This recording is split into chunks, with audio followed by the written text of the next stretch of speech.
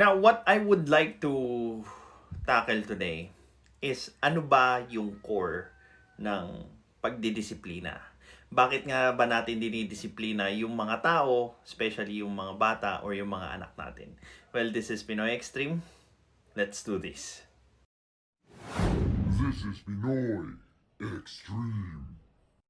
Ngayon kung papipiliin nyo kung sinong gusto kong magturo sa akin ng lesson, buhay ba o magulang ko, at some point, mas gugustuhin ko magturo yung magulang ko.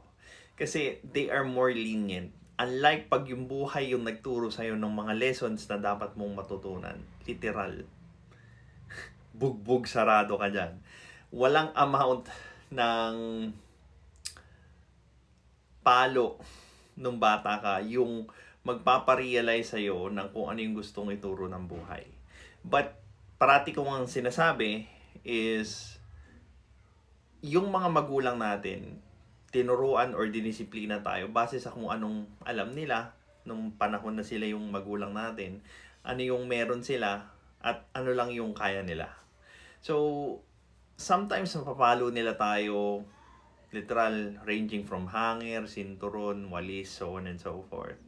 But, if we try to understand why they are doing that, which is yung hindi nila nagawa, kasi nga, hindi pa nila maiput into words bakit nila tayo dinidisiplina. And maybe yun yung naging task ko as the second or the next generation para ipasa naman sa mga susunod pang henerasyon.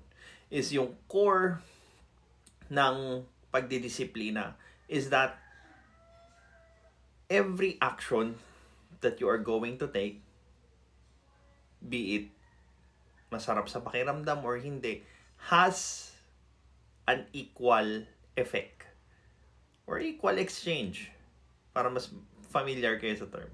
Mahirap kasing maintindihan na yung actions natin parating may kapalit or kabayaran yan nang tayo lang yung tumitingin nun. Most of the time, other people, especially our parents, yung magpapaintindi sa atin ng ganong klaseng bagay. And worst case scenario, after mawala nung mga magulang natin, yung buhay na yung magtuturo sa atin ng mga lesson. Yung pagwawala nung bata, naintindihan ko. Dumaan din ako sa ganong klaseng phase na kung saan we put too much effort or pagkagusto sa isang bagay na very trivial naman sa kabuuan ng existence natin.